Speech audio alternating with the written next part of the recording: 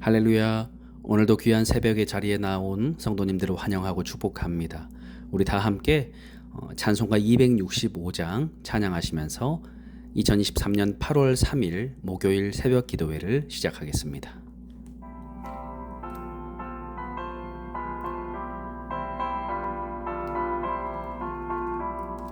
주 십자가를 지심으로 죄인을 구속하셨으니 그 피를 보고 믿는 자는 주님의 진노 면하겠네.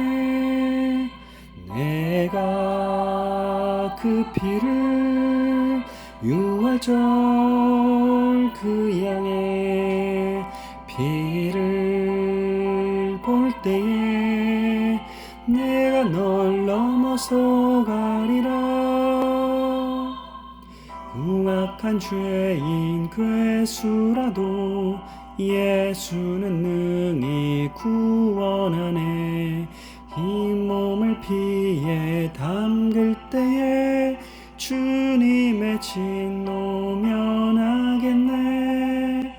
내가 그 피를 유월절 그 양의 피를 볼 때에 내가 널 넘어서 가리라. 찬송가 265장 3절 찬양합니다.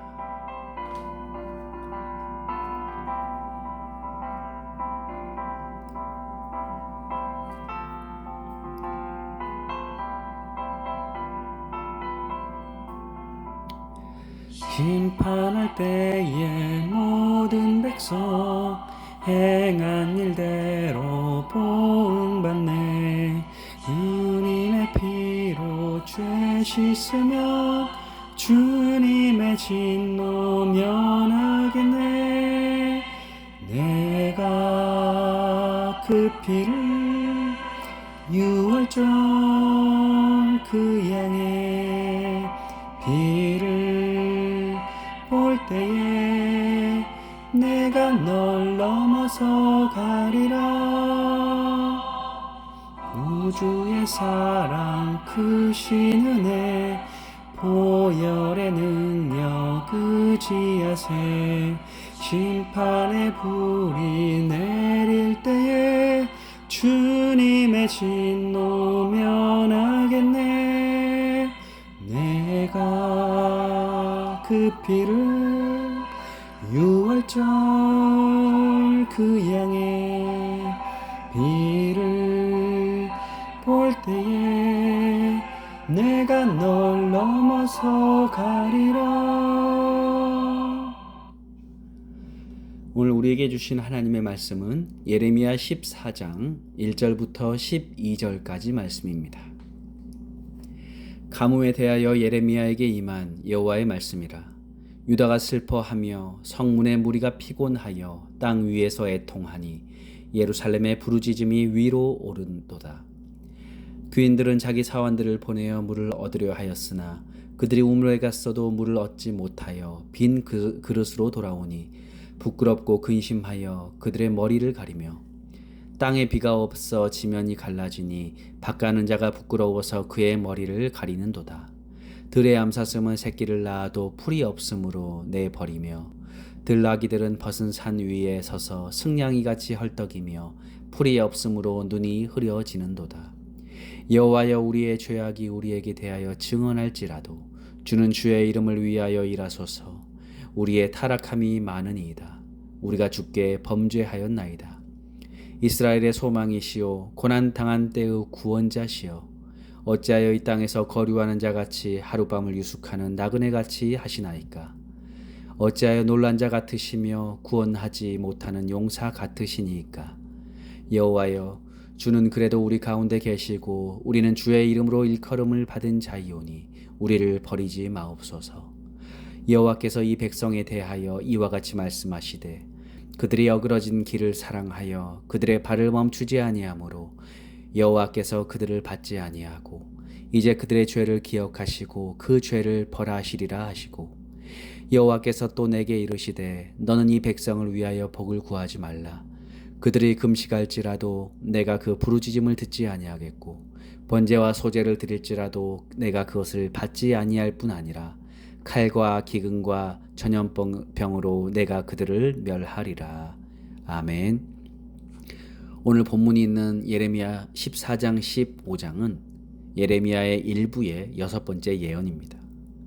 6번째 예언은 가뭄과 관련된 재앙이 선포되는데 시기적으로는 여호야김 왕 시대일 것으로 추정하고 있습니다. 1절에 보면 하나님께서 유다에 가뭄이 들게 하실 것을 말씀하십니다. 2절에서 유다가 슬퍼하며 성문의 무리가 피곤하여 땅 위에서 애통하니 예루살렘의 부르짖음이 위로 오르도다 라고 말할 정도로 극심한 가뭄을 경고하고 계십니다. 하나님이 약속하시고 인도하신 땅에 가뭄이 있다라는 것은 유다가 하나님의 언약의 말씀을 무시하고 이방의 우상을 섬기는 악을 행한 것에 대한 하나님의 심판이며 징계였습니다. 따라서 유다는 가뭄을 경고하시는 하나님의 말씀에서 자신들의 악을 깨달아야 했습니다. 그런데도 백성들은 이 같은 말씀을 들어도 자신이 악에 대해서는 전혀 무감각하게 되죠. 3절 4절에 보면 가뭄이 들자 귀인들이 자기 사환들을 보내어 물을 구하고자 하였습니다. 그러나 우물가에 가도 물을 얻지 못하였고 빈 그릇으로 들어옵니다.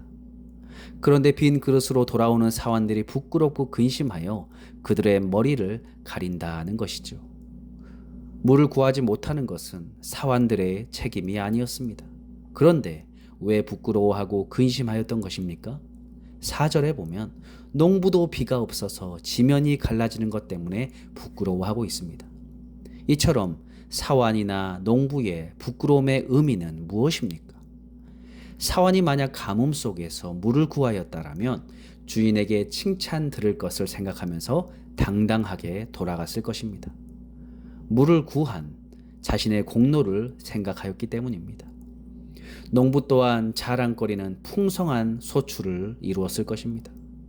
그런데도 농부에게 소출이 없다라는 것은 부끄러움이라고 할 수 있습니다. 이렇게 보면 사환이나 농부의 부끄러움은 가뭄으로 인하여서 내세울 게 없게 된 자기 현실에 대한 것이다라고 생각할 수가 있습니다. 그렇다면 성도 여러분, 오늘 우리는 이 캐나다 땅을 살아가면서 무엇으로 부끄러워하고 계십니까? 우리 역시 내세울 게 없고 보여줄 것이 없는 현실 때문에 부끄러워하곤 합니다. 때때로 우리 자신의 무능함을 부끄러워할 때가 있습니다. 그러나 성도 여러분, 자신의 약함과 무능력으로 인하여서 하나님의 자녀는 부끄러워하지 않습니다. 오히려 역설적이게도 우리의 약함과 능력 없음을 자랑하는 것이 바로 성도입니다. 왜냐하면 나의 약함과 무능력함 가운데 온전한 하나님의 능력이 임함을 알기 때문입니다. 그러므로 내가 가난하고 몸이 연약하고 때로는 실패하여도 그것이 부끄러운 것이 아닙니다. 진짜 부끄러운 것은 내가 하나님의 은총을 받은 사람임에도 불구하고 여전히 하나님을 의지하기보다는 세상을 의지하려고 하는 나의 나약함을 깨달았을 때입니다. 그러므로 우리는 과연 무엇을 부끄러워하고 있는지 또는 무엇을 자랑하고 내세우고 있는지 매일매일 하나님 앞에 점검해야 될 것입니다. 우리의 자랑은 오직 하나님의 사랑과 예수 그리스도의 놀라운 은혜입니다. 이 연약한 질그릇과 같은 우리 자신이 아니라 우리 안에서 지금도 살아서 역사하시는 우리의 보배 되시는 예수 그리스도만을 자랑하는 것인 것이죠. 그리고 계속해서 본문에 보면 유다는 하나님의 심판을 받아 극심한 가뭄 가운데 있습니다. 이 가뭄의 상황에 대하여서 자세하게 묘사하고 있는데 5절에 보니까 암사슴은 새끼를 낳아도 풀이 없으므로 새끼를 버릴 정도다라고 합니다. 암사슴은 모성애가 강한 동물로 알려져 있습니다. 그런데 그 암사슴도 새끼를 버릴 수밖에 없는 그 고통을 표현하고 있는 것입니다. 6절의 더위를 잘 버티는 들나귀도 풀이 없어 기운을 잃어버렸다라고 얘기를 하고 있죠. 이것은 이스라엘이 이 기근으로 인하여서 심한 고난을 겪고 있다라는 사실입니다. 이렇게 사람과 짐승들의 두 부류를 언급하면서 두 번씩 말씀하신 이유는 바로 그 고통이 얼마나 극심한지를 말하고 있는 것입니다. 그래서 7절 9절에 보니까 이렇게 극심한 가뭄 가운데에서 고통받고 심판받는 유다 백성을 위하여서 예레미야가 기도하고 있습니다. 그런데 이 예레미야의 기도에 대한 하나님의 응답이 무엇이었습니까? 11절 12절에 여호와께서 또 내게 이르시되 너는 이 백성을 위하여 복을 구하지 말라. 그들이 금식할지라도 내가 그 부르짖음을 듣지 아니하겠고 번제와 소제를 드릴지라도 내가 그것을 받지 아니할 뿐 아니라 칼과 기근과 전염병으로 내가 그들을 멸하리라. 하나님은 예레미야에게 유다를 위하여서 복을 빌지 말라라고 하십니다. 금식과 기도와 제사를 드려도 받지 않겠고 멸하시겠다라고 엄중하게 말씀하고 계십니다. 하나님께서 유다 백성을 이렇게 하시는 이유는 무엇입니까? 10절에 보니까 여호와께서 이 백성에 대하여 이와 같이 말씀하시되 그들이 어그러진 길을 사랑하여 그들의 발을 멈추지 아니하므로 여호와께서 그들을 받지 아니하고 이제 그들의 죄를 기억하시고 그 죄를 벌하시리라 라고 말씀하십니다. 어그러진 길이란 하나님의 뜻으로부터 벗어난 길을 의해할 수 있습니다. 그들은 어그러진 그 길에서 하나님을 섬기고 복을 받고자 하였습니다. 자신만을 위해, 자신의 복 받기를 위해 하나님을 찾았던 것입니다. 제사도 금식도 기도도 다 자신을 위한 행위였다라는 것입니다. 때문에 하나님은 그것들을 받지 않으셨다라는 것이죠. 유다의 이러한 모습은 오늘 이 이민의 땅을 살아가는 우리들의 모습에서도 여실히 드러나 있습니다.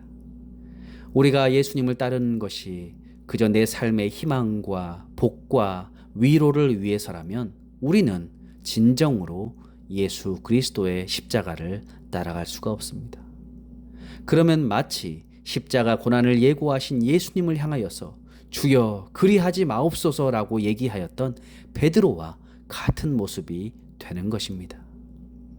그래서 당시의 유다에는 평안을 외치는 거짓 선지자들과 같은 그저 인간들의 귀를 즐겁게 하고 원하는 말을 듣게 해주는 거짓 메시지를 전하는 자들로 가득하였습니다. 반면에 유다를 향한 예레미야의 말은 분명 희망과 위로의 말은 아니었습니다. 그가 외쳤던 말은 죄와 심판을 경고하는 것이었기 때문에 마음만 불편해졌을 것입니다. 유다는 이 예레미야 선지자의 말을 통하여서 자신들의 죄를 살펴보아야 했을 것입니다. 그리고 자신들은 구원될 수 없는 악한 자임을 깨닫고 하나님의 은혜와 용서를 구해야 했을 것입니다.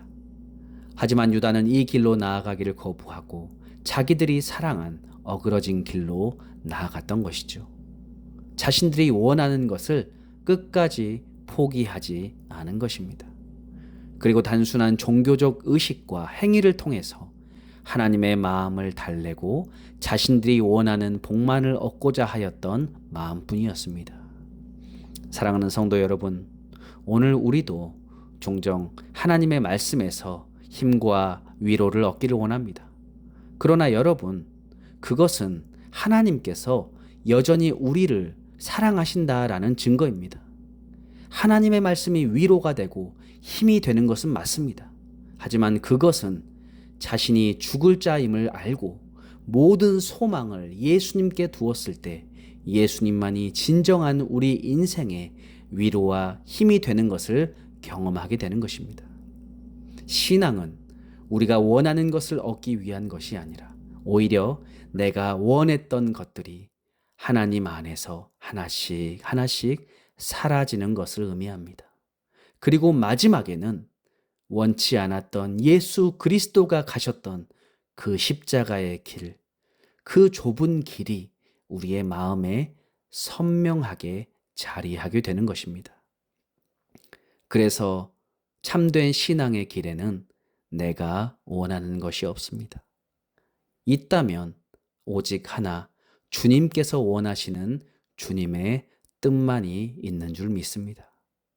그 주님의 뜻에 나의 소원을 두고 그 길로 걸어가는 것이 바로 성도입니다.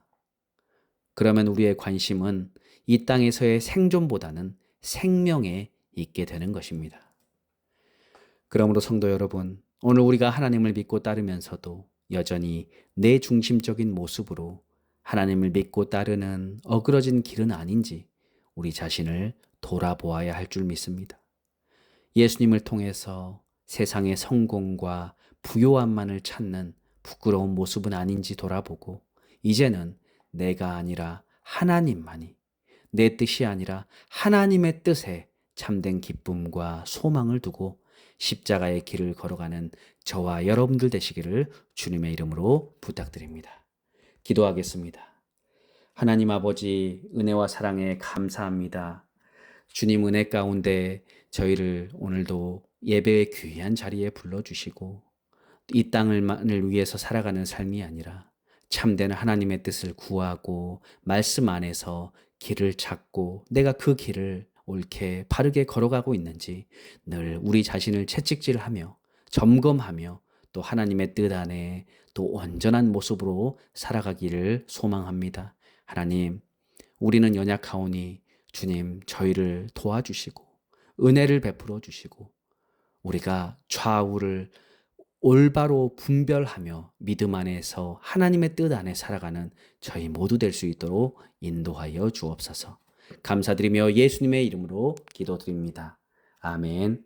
주기도문으로 예배를 마치겠습니다. 하늘에 계신 우리의 아버지여, 이름이 거룩히 여김을 받으시오며 나라의 임하옵시며 뜻이 하늘에서 이룬 것 같이 땅에서도 이루어지이다. 오늘날 우리에게 일용할 양식을 주옵시고 우리가 우리에게 죄 지은 자를 사하여 준 것 같이 우리 죄를 사하여 주옵시고 우리를 시험에 들게 마옵시고 다만 악에서 구하옵소서. 대개 나라와 권세와 영광이 아버지께 영원히 있사옵나이다. 아멘.